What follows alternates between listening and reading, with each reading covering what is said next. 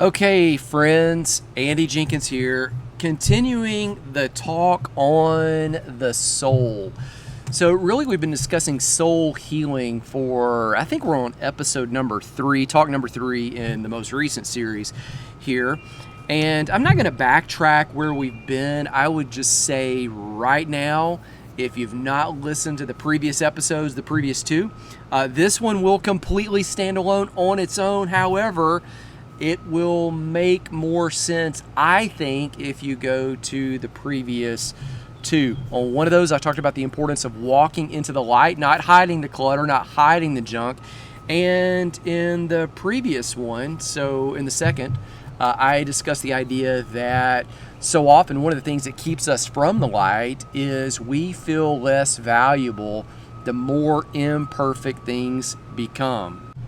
Now, we talked through all of that in 2 previous talks. And so I would encourage you to go back, listen in, and catch up. This one will stand on its own.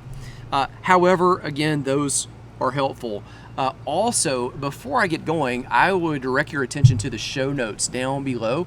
If you look there are a few things for you. Number 1 is the free 10-question PTSD self-check. It is 10 questions, yes, no answers, and it will just help you assess, hey, where am I in terms of this world of emotional health?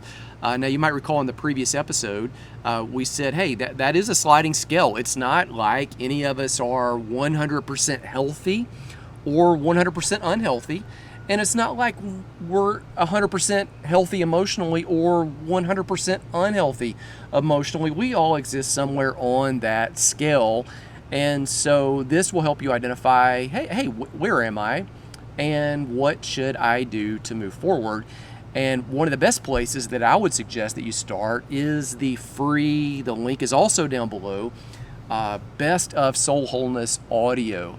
That is the 7-lesson audiobook that I put together. It's from a larger audiobook that I have, but I pulled out some of the nuggets there. There's an intro about soul health and wholeness, and then 1 lesson on the 3 common soul wounds that many people deal with. In fact, I would be surprised if, oh goodness, I would hate to say, but the vast majority of us, I really believe, deal to some degree with all of these. And then after talking through those, we give you 1 lesson each on how do we move forward in healing? How do we walk in wholeness? And so we kind of identify the wound, and then let's heal it. Let's get whole. All of that is available down below for you. Now, I want to talk in this episode about 4 ways you and I can deal with hard things. 4 ways. Previous episode, the reality is life is beautiful and life is hard. At some point, we've got to learn to deal with that hard. Here's where this lesson comes from. Several years ago, it was back 2011 or 12, somewhere in that ballpark. I'd taken one of the boys to a counselor, and he had been walking through some difficult times. And the counselor, she really used this analogy to make things make complete sense to me. Her name was Kristen, Kristen. So I'm sitting there in the room with the boy, and he was playing kind of off the other side of the room at the time. It was a play therapy session. And she imagines blowing up this balloon in her hands, just like a balloon you would have at a birthday party. So she says, imagine life being like this. And so she's, blowing up the balloon. Every week, work goes in. Some things of the family go in. A car breaks down. You deal with something, a health issue or something financial or something with, the in-laws or a relationship. Now, all these things aren't negative. It's just more weight that you're dealing with, so more goes in that balloon. Now, what you see is at some point that balloon is beginning to reach max capacity. Now, you can't flex all of it out of the balloon. Inevitably, there are things that have to be in your schedule every day. Work is going to take 35, 40, 50 hours a week for the average person, plus getting ready and the travel time to get there and getting back home and then coming down. You have to have time to eat, and you have to have time to sleep, and you've got other things, getting the kids ready and taking them to school and the carpools and all the stuff is going into this balloon. If you've got friendships or you're married, you've got a significant other, again, it's not negative. It's just things, could be even neutral, that require time and space that fill this life balloon. Well, to some degree, Kristen said, stuff goes in and stuff comes out, stuff goes in, stuff comes out. It's fine, but at some point, if you don't watch it, it can get to the point to where it's not fine. It can get to the point, I don't know if you can hear in the background, I've got like the trash truck just came by because I'm recording on the back porch here on the back deck, and so I think the guy is driving around forwards with his reverse hazard alarm on. He might he might hit his limit there for the day. I don't know. That's what you're hearing. So she says to some degree it's fine. Stuff's going in, stuff's coming out. But there's certainly these seasons where too much comes in. And if you don't manage it, if you don't have some buffer there, then 3 options kick in. Option number 1 is you explode. The balloon pops. This takes the view of so many guys go to this, just anger, just an instant, outright pressure builds up. You just let it out. You yell, you scream, you feel like you've dealt with it. Although in the dealing with it, you've left a lot of collateral damage behind you in the rear view mirror. But it is a way you can deal with the pressure, is when too much gets in your life balloon, you just explode. And in a moment, just in a it's done. The second way that people deal with it is they make noise. They shrill. They squeal. Now, so you imagine this. Now, she didn't have a balloon there, but she did the sound with her mouth. I'm not even going to try to do the shriek, but you've done a balloon before, and you squeeze the top, you pull the top together. We should be blowing in, and it just makes this squeal, this shriek, just this prolonged, like fingers down on the chalkboard. It's a protracted, shrill, just this high pitch, gradually letting some air out, and you intentionally drag it out to be nerve-wracking. In doing so, you don't just pop. You, for a extended period of time, control the narrative through your temperament about what other people should think and feel about the situation of what you have going on. It's kind of the classic Karen response, if you're thinking about that, or if they've even still used that name. I don't even know how poor Karen got her name to be used there. So option number 1 is when the life balloon gets too full, you just explode. Option number 2 is this long, protracted, shrill squeak, just this angst. The third option is you just let go of the balloon. It blows off. It just disappears. I remember being a kid, we'd blow up the balloons and then just let them fly off and see where they went. And then we'd blow it up, let it go, fly off, see where it went. Blow it up, let it go. The bigger you blew it up, the more pressure it had and the farther off it would fly. This is the classic response of people who hide. They take flight, they disengage, they disappear. I've seen guys that do this. Just too much pressure builds up. They get tired of dealing with the kids and dealing with the carpooling and dealing with all the clutter of what's going on in the week, and so they just kind of check out of their own family. But it's not just that women are the only ones that shrill, and guys are the only ones that do number 1, explode, and guys are the only ones that do number 3 and go off and hide. I mean, we could all do any of these at any given time, and sometimes we do kind of a mix of all of them, but you kind of get the idea here of 3 unhealthy ways to deal with pressure. The better way to deal with it is this. It is to create a buffer, to intentionally craft margin into your life, recognizing that you have a certain capacity. And your capacity may be different than my capacity. Yours may be greater in some areas, and mine may be greater in other areas than yours. And then back down from those outer limits.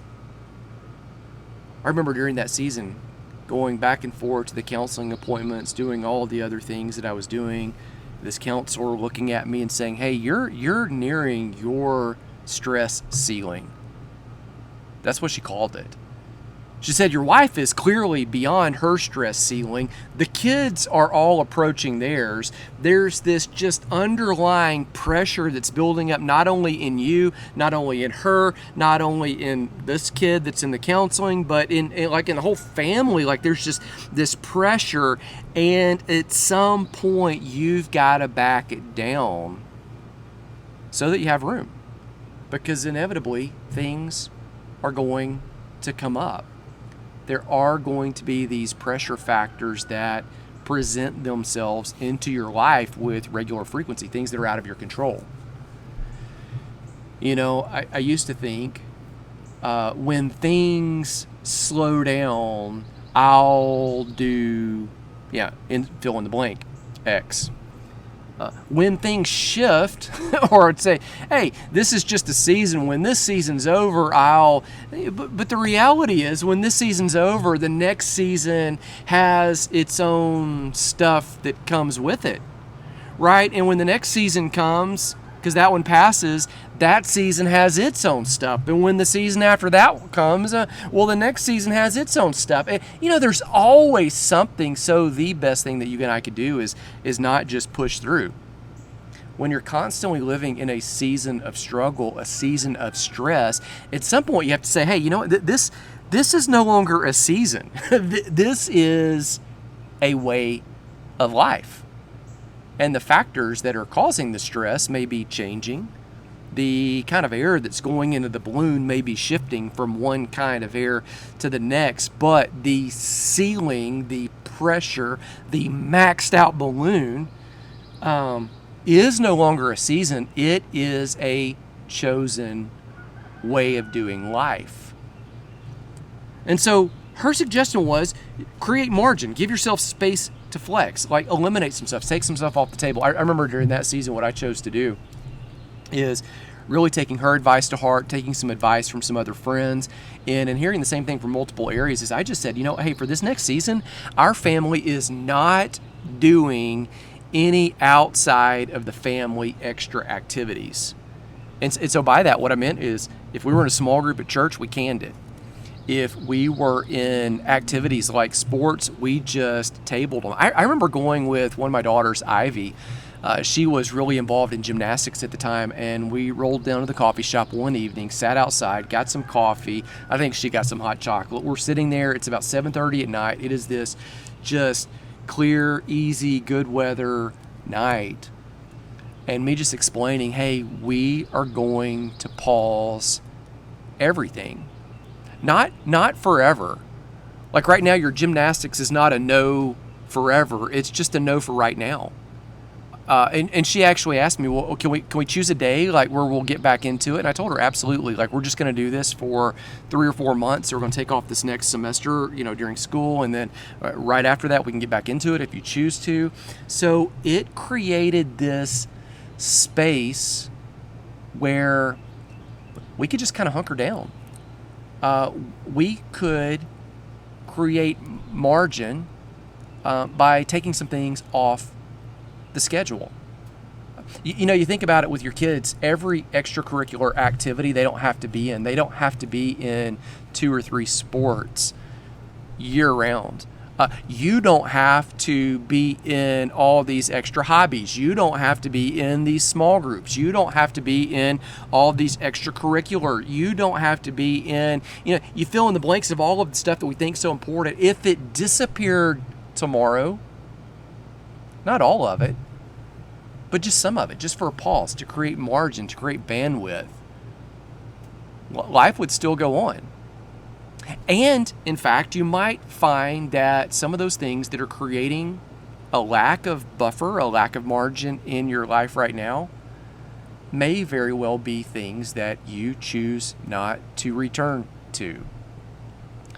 I remember Ivy, when it came back to time to re-enroll in gymnastics, at that point, she was interested in volleyball. And so she just decided, I think during this next semester, I'm going to play volleyball instead of gymnastics because I can always go back. And at that point, she chose not to go back. She picked up something new that she might not have been exposed to had she just continued going. So the creating of the margin, it created space in that moment where she could make better decisions for her in the future while living out with more buffer in the present. You see, margin is this. Margin is the gap between what's required in your life and what you have available left to give. Let's say it again, because you might have to sink it in. Margin is the gap between what you have that's required in your life and what's left that you can give. So if you have a capacity of, let's just use kind of numbers because we can think about this. If you have a capacity of 100, but what's required is only 70% of your time and 70% of your schedule, 70% of your money, 70% of your energy, your focus, you have 30% margin. That's a lot of buffer. Now I realize I'm being overly simplistic. Sometimes the margin's different in different areas of life. We have, maybe less time and more money, or less money and, way less time, or you kind of figure it out. But often what's happening is we're already 100% tapped out, and then we try to figure out how to cram more stuff into it. Here's what I'm saying. Hard times are going to come. That's not a doom and gloom thing. It's just the reality of Jesus saying in the upper room to the disciples, in this world you will have trouble. Now he goes on to say, but take heart, I've overcome. In this world, tough seasons are going to happen. This is why Paul says all creation groans with birth pains, as if waiting for the revelation of the sons of God. It's why James also says, hey, count it all joy when you go through trials, because it's creating something that can't be obtained any other way in James 1. Like, there's just this affirmation that tough seasons, tough things occur. Now, again, as we discussed in the previous episode, when you face an imperfect situation, it doesn't mean that you're less than perfect. It just means you're in a tough season. You're in a difficult situation. However, knowing that, and just using the analogy of a balloon and knowing that when too much pressure hits that balloon, it's going to, number one, pop, or number two, it's going to shrill and squeak, or number three, it's going to just let it all out and fly out and zoom off and hide. And knowing that due to the demands that you have on you and obligations and responsibilities with your family, with your job, with your friendships, with the relationships of people at church or the workplace or closest to you in some way, doesn't it make sense now to build in the buffer? My prayer for you is that the Lord would bless you, the Lord would keep you, the Lord would be gracious and shine his face of favor on you, and may you have the wisdom to see where you can find margin, where you can find buffer in your finances, and may he bless you with an abundance to where it's easier. May you find margin in your time, your energy, your focus to be able to look and concentrate on the things that matter the most. May you find margin in your schedule, in your time, and may he multiply all of those things. Grace and peace. I'll see you soon.